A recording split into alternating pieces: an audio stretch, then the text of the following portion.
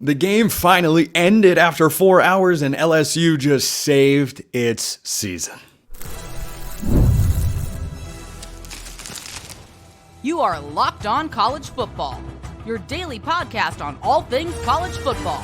Part of the Locked On Podcast Network, your team every day. Welcome, everybody, to another reaction episode of Locked On College Football. I'm your host, Spencer McLaughlin. Thank you so much for making this your first listen or your first view post-early window college football viewing. Part of the Locked On Podcast Network, your team every day and your daily source to stay up to date with the biggest stories in the greatest sport on planet Earth. Today's episode brought to you by 5 Hour Energy. Go to 5hourenergy.com. Use promo code LOCKEDONCFB to get 20% off your order. Florida State is even worse than you think. I don't even know what I'm doing picking them. I might as well have drafted Kyle Pitts in fantasy.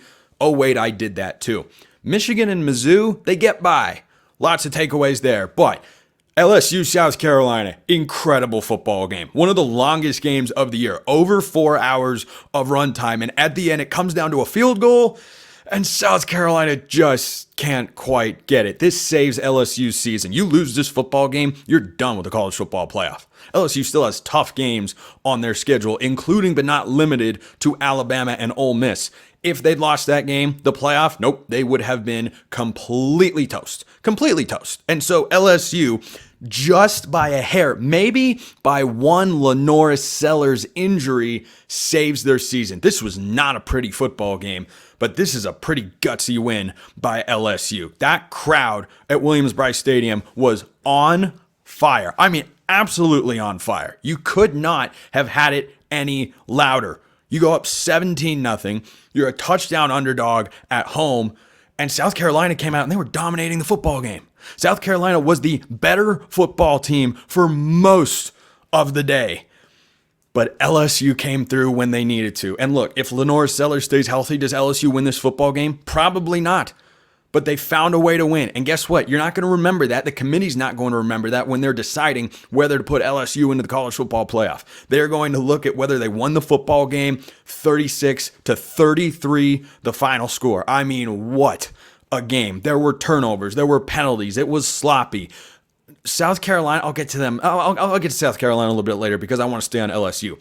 I liked what I saw from LSU in the opener, even though they lost to USC. I thought they'd be better in this game if they clean up the penalty issues, if they clean up a number of other things as well. I think LSU can be all right because Garrett Nussmeier is really good. I know he made a horrible throw late in this football game. Horrific throw. Doesn't see the defensive back underneath, thinks he can throw a low and away back shoulder fade, and lo and behold, he could not. So I think that for the Tigers, you have faith in your quarterback, you have faith in your wide receivers. How about the running backs that are stepping up in the absence of John Emery Jr.? I mean, it has been a revolving door, or at least it was throughout the game, and they found some guys. I think they found a way to run the football. The offensive line needs to play better. They did not have a good day. South Carolina was really impressive. I mean, really, really impressive in the trenches. They had the goal line stand. They were pressuring Nussmeier, who made some throws whilst under pressure. So I think LSU deserves a ton of credit being in a hostile environment, down 17-0, not flinching, making the plays they need. Harold Perkins was big. Garrett Nussmeier made throws.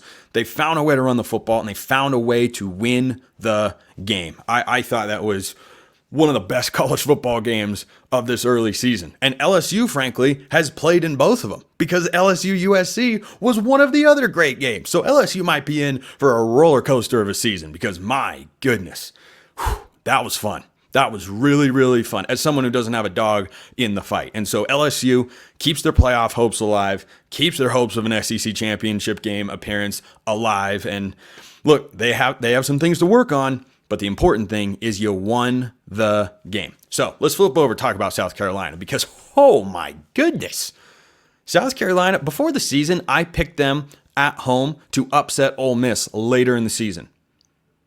I am doubling down on that prediction after this game. That was impressive. That was impressive. And Gamecock fans, understandably, are going to wonder about what could have been had Lenore Sellers not gotten hurt. That's a completely fair question to ask because while he was in there and healthy, LSU was struggling to stop the run.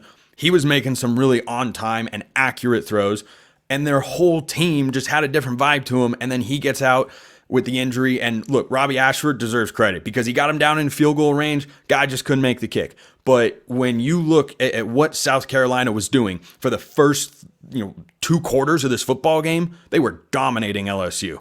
They looked like the team that went into Lexington last week and blasted Kentucky into oblivion. I mean, that was a really impressive couple quarters of football. And if Lenore Sellers can get back and get healthy, that's going to be a football team that nobody wants to play, particularly in Columbia, South Carolina. And look, I know the fans are going home disappointed, but they were rocking. They were rocking on game day. They were rocking when the game was going on. And look, they might have caused, or maybe there was a disconcerting signal. I don't know, but they might have caused a turnover in that game. Shane Beamer gave him credit for it. It was great. It was just a fantastic football game to watch. And I don't think this is disaster time for South Carolina. I don't think this is a game that is going to give you, kind of a blow to your momentum and suddenly you start to roll back. That looked like a football team that in the trenches on both sides of the ball is going to go toe-to-toe with teams that you maybe didn't expect them to when the season started. So props to the Gamecocks because I thought their defensive front in particular was mauling the LSU offensive line. They had 1st and goal at the 2, did not score a touchdown. That's impressive stuff from Shane Beamer's football team. Beamer ball is alive and well. One more game from the early window, and there are a couple more to discuss, but one more to share thoughts on here. Alabama, look, Tyler Van Dyke for Wisconsin, the quarterback, went down with an injury on the first drive. That stinks. I got news for you. Tyler Van Dyke doesn't play defense. That game was in Madison, raucous environment. Ryan Williams is that guy. Boy, is Ryan Williams that guy. And Alabama didn't look great last week. 42-10, they knock off Wisconsin. Ryan Williams, 4 catches, 78 yards, and a touchdown. They had a 2-play drive before the half that was as impressive as I have seen in college football this season. They just went chunk play. Ryan Williams, Jeremy Bernard, boom. Jalen Milroe looked like he had settled in. And Alabama's offense with Milroe at the helm, as long as he's able to have that dynamic running ability, holy smokes. The deep ball is there. He was really impressive, and I thought the Tide looked really, really good in that football game. Wisconsin, pushed them a little early, but once Alabama really settled in, their defense was hitting guys. They were stopping Wisconsin on 4th and short. I thought they did a lot of really, really good things, and the rest of the SEC, been saying it all offseason. You want Alabama to have a reset year. You want them to go away. They're not going to. They are not going to go away. So I thought Bama looked good, did what they needed to, and boy, you know who doesn't look good? Florida State. That football team, oh man. I have so many things to say about Florida State. Why don't you stick around for that, because that's coming up next. First, heads up, Locked On College Football fans. Want to take a moment to let you know about a brand new mobile game I think you're going to love, Ultimate College Football HC. In this amazing game and simulation, you step into the shoes of a head coach and lead your college football program to glory. Can you imagine actually being the head coach of your favorite team, whoever that is? From recruiting players, hiring coaching staff, calling plays, training camps, scholarships, you control every crucial detail of your program, and you get to try and lead your college football program to the next level. So, Ultimate College Football HC, you know what else is great about it? It's completely free, has no ads, 100% playable offline. You can play on the go as you want and when you want to. And of course, we have a special offer for Locked On College Football fans. Use the promo code LOCKEDONCFB, all caps, inside the game store to receive a free boost to your program. Make sure to take advantage of this perk as it will get your team off to a strong start. To download the game, just visit ultimate-cfb.com or look it up on the app stores. Ultimate College Football HC. Begin your coaching legacy today. Is Florida State the worst preseason top 10 team we've ever seen? Look, jog my memory, folks, down in the YouTube comments, because this thing is not a dumpster fire, because that implies that it's contained to an area. This is a grease fire. There's grease all over the counter. The fire's going everywhere. Everything is a disaster. 2024 is over for the Noles. They still had some hope. Technically, going into this game, they had a couple of ACC losses. But hey, what if you won out? What if you went 9-3, could have a respectable season? It's time to move on. It's time to move on, as I said earlier this week, from DJ Uyunglele. Oh my gosh. He started the game 5 of 6 passing for 7 yards and an interception. Look, it's not just that his numbers are bad. It's not just that they can't push the ball down the field. It's not just that they can't run the football. It's that the offensive play calling tells me very clearly They're seeing what we're all seeing. They don't trust DJU. They've got no faith, none, in his ability. They look like they are managing a backup true freshman quarterback who's been sprung into action because the starter got hurt. It's screen passes and sprint outs and defined reads. I mean, they've got no faith. And guess what? I don't know that they should. In the first quarter, they did not, until he threw an interception, attempt to pass beyond the line of scrimmage. That's incredible. That's incredible. You got a former 5-star quarterback, and what do you know? You've got no ability to push the ball down the field. This is a full-fledged disaster season for Florida State. I'm sure plenty of people in the comments will say that Mike Norvell should be on the hot seat. I regret to inform you, if that's something that you actually want, he's not going to be, because he's got a big contract extension. He's going to be there. But this needs to be a reset. This needs to be there is no sense, and I mean no sense whatsoever, in putting DJ Uiagalelei out there at quarterback next week, or the week after, or the week after that. There's no logic to it. You thought he was going to be a guy who could come in and help you win. Guess what? That's clearly not the case. And the rest of the team is also a complete and utter mess. But there's no reason to have DJ out there. I cannot understand why they would do that. And look, I understood it going into this game because he was your starter, but now you're building for 2025. 2024 is over. You have to look ahead to next year. And Mike Norvell, clearly a good football coach. He went 13-0 last year. I'm not sitting here saying he's not a good football coach. I'm saying he has done a horrible job coaching this team. When you watch Florida State, it's a terrible watch. It is a terrible watch because they can't push the ball down the field. They can't run the football. Listen to this. Against Memphis, who I'm going to talk about in just a moment. 24 carries. This includes sack yards for 37 yards, 1.5 yards a carry. I mean, huh? What happened to Florida State? What happened to having one of the best rosters in the ACC? They don't even have the best roster in the American Athletic Conference. I mean, my goodness. This is twice at home that Florida State has been worked in the trenches. This is twice at home that Florida State has lost to a team that they should be able to beat. And they are just a complete and utter mess. There are cultural issues in there. I'm saying this as an outsider based on what I see on TV. I'm not reporting something from the inside here. When I see a screen pass, an RPO screen, and the wide receiver stands there to watch the defensive back go by and almost take a pick to the house, you got a problem. You got a problem. There are a lot of problems in that Florida State locker room, and they've lost 4 straight football games. I don't know when they're going to win again. I really don't. Florida State schedule, they play Cal at home next week. Through the first 3 weeks of the season, Cal's been a better football team. They play at SMU. Look, neither one of those teams has been wildly impressive to start. Clemson, at Duke, at Miami, North Carolina, at Notre Dame, Charleston Southern, and host Florida. How many games does Florida State win?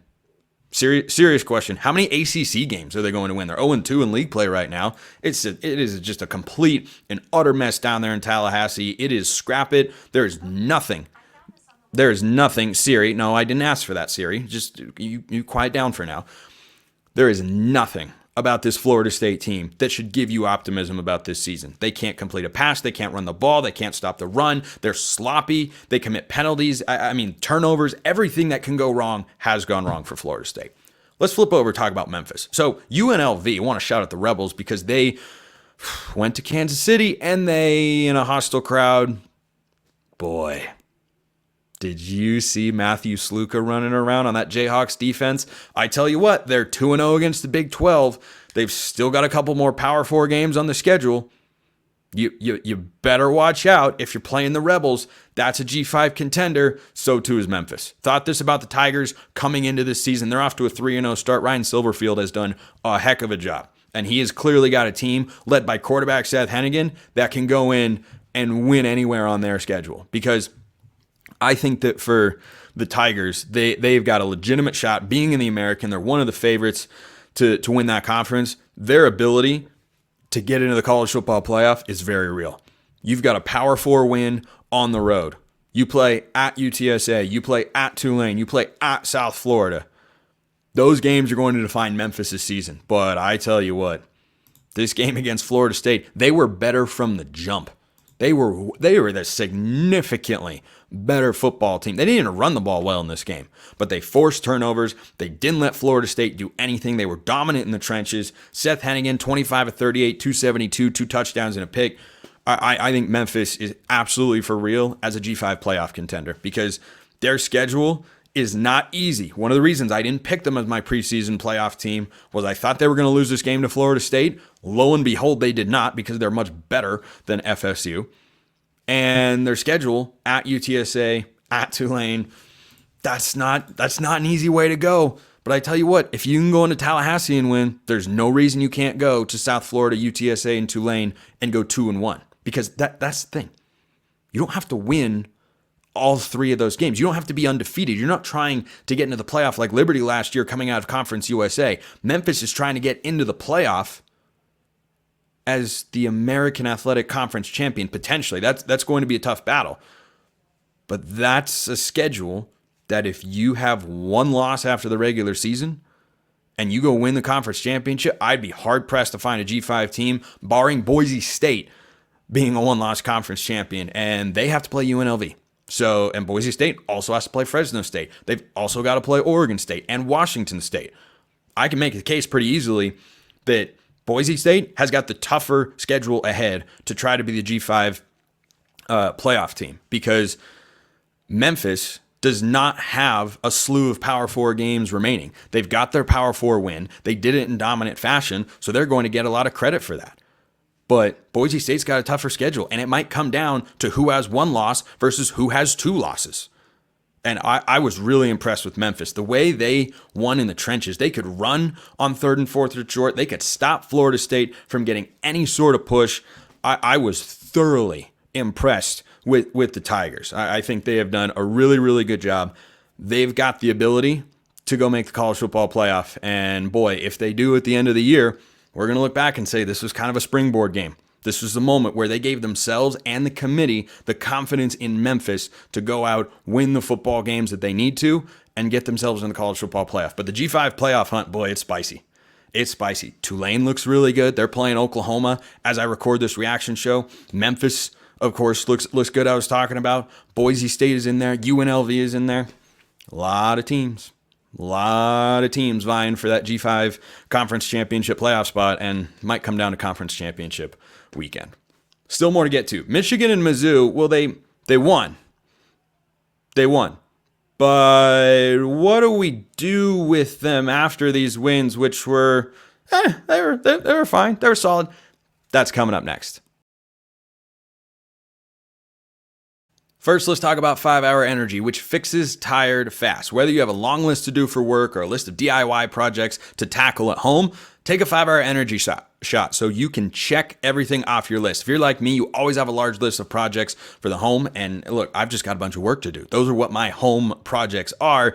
And if you've got that and you're kind of tired, you're kind of sluggish, then 5-Hour Energy, that is what you need to go and check out. With 0 sugar and a convenient portable size, it's the perfect pick-me-up for getting stuff done. The 5-Hour Energy website has flavors galore, like watermelon, tropical burst, berry, and more. There's a flavor for everyone, no matter what you like. So make sure you go get a 5-Hour Energy. You can build your own 12-pack or 24-pack, and you can try all the flavors that you want. If you go to 5hourenergy.com, that's the number 5hourenergy.com, and get some 5-Hour Energy product, you can use my promo code LOCKEDONCFB. Get 20% off your order. This offer is only valid until September 30th on one order. Cannot be used with other promotions. The code is not good on subscription orders.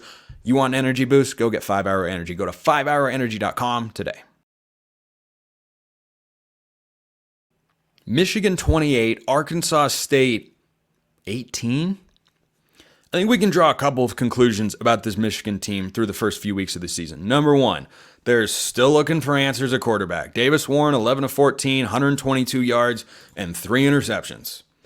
I don't know what else they need to see to make a change at quarterback, but they're sticking with Davis Warren. There's no passing game here. If you can stop Michigan from running the football, you can just stop Michigan. We saw that with Texas last week, and this just continues to be true. Davis Warren doesn't look close. The passing game does not look even close. Now, Michigan, I don't think this is sky is falling game for the Wolverines. It certainly wasn't the most impressive performance, but this game was not quite as close as the score indicated by the end of it. Arkansas State kind of got on a run. Michigan might have been in a little prevent defense because they were up 21-3. They were up 21-3. They were favored by, I think the number was 23.5 points going into this game. And I thought they would cover that particular number, and it looked like they would. And then Arkansas State came back. So it's not as if Michigan looked completely unlike what we saw last year. They got the ground game going, over 300 yards on the ground. Do you remember what I just said? If you stop Michigan's run game, you stop Michigan. Well, Arkansas State didn't stop Michigan's run game. So this was probably a little closer than Michigan fans wanted it to be by the end of it, but they've got USC next week. If they can't figure out how to pass the ball just a little bit, I'm not saying you can't go for 200 rushing yards against USC's defense, which is much improved from a year ago, but not a dominant unit, I don't think. If you go for 200 yards on the ground, how many points do you score if you take 100 yards of offense away from Michigan today? That USC game, boy, Wolverine's still a pretty sizable favorite. I'll be surprised if that number stays at the 8.5, 9.5 that it has been for the last couple of weeks when the Trojans roll through. Because USC through the first couple of games, they've looked really good. They've looked very good. Michigan, not so much. There were better things. The ability to run the football, that's encouraging. That's got to be encouraging if you're a Michigan fan, because that's all you've got offensively. Mullings went for 153 yards and 2 touchdowns on 15 carries. I tell you what, that's some efficiency. Donovan Edwards, 17 carries, 82 yards and a score. I think that Michigan is kind of what I expected them to be so far. We'll see. We'll see what they're able to do next week against USC. I don't have a supreme level of confidence in Michigan's ability to win a track meet. They have to win that football game their way. And that's kind of how it was a season ago. The problem for everybody else is it was hard to get them out of their way. They were only trailing for, I think it was like 90 seconds or some incredibly small number after or during last season in the run to the national championship. So they were always playing with the lead. What if USC comes in and puts up the first 10 points? What if USC takes the ball, which is what I would do if I were Lincoln Riley and company, and they go down and they score a touchdown on the first drive? Are you able to play from behind? Because so far, I don't have any faith in Davis Warren's ability to move the offense down the field. It has to be the ground game, and there's just nothing there. I mean, this is Arkansas State. They're coming out of a G5 league and not one of the stronger ones per se. Like, that game offensively, I thought Michigan would be able to do a little more, especially running for almost 7 yards a carry. But Davis Warren, they might need to find something with Alex Orji, figure out how he can work into the offense, because Davis Warren is just not going to be that guy for the Wolverines. Another score that caught my eye. Missouri 27, Boston College 21. This is a solid game for the Tigers. This is arguably a better game for the Eagles, who had a lead in this football game. That's right. It was 14-3. Missouri put up 14 points in the second half of the fourth quarter and came back to win the football game. I think Missouri looks about how I expect them to through the first couple of games. I didn't have a score prediction for this one, admittedly, but Brady Cook, 21-30, 264, and a touchdown. Luther Burden, 6 catches, 117 yards, and a touchdown. Do either of those stat lines surprise you? No. You know what does surprise some people? Boston College, who's already beaten Florida State. They're 2-1. Look, I know the Eagles lost this football game, and that's disappointing because they could have kept their top 25 roll just continuing here.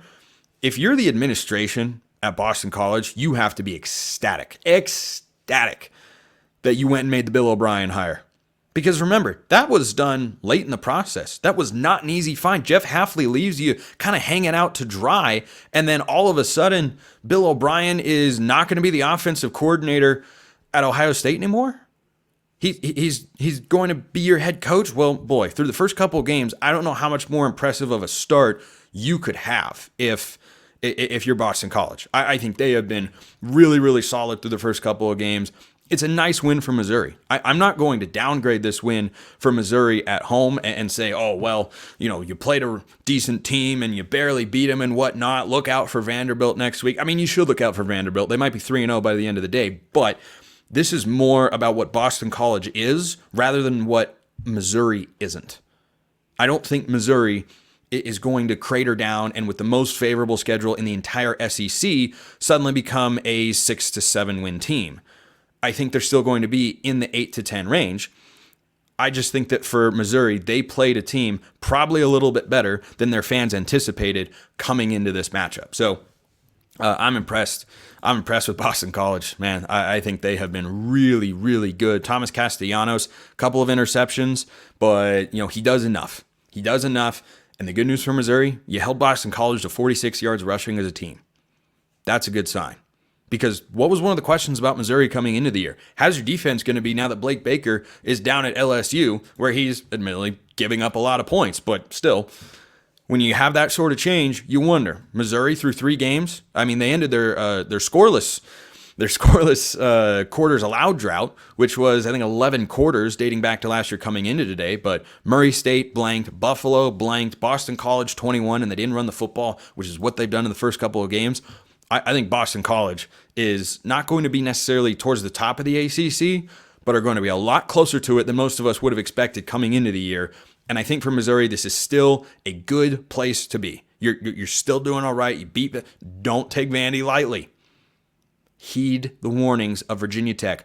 Don't take them lightly. But what a morning. What a morning of football that was. Kept waiting to record because LSU South Carolina wouldn't end. It just kept going and going, and I was enjoying every second of it. And I hope you enjoyed every second of the show as well. Appreciate everyone listening. I will see you next time. And until then, hope you have a wonderful rest of your day.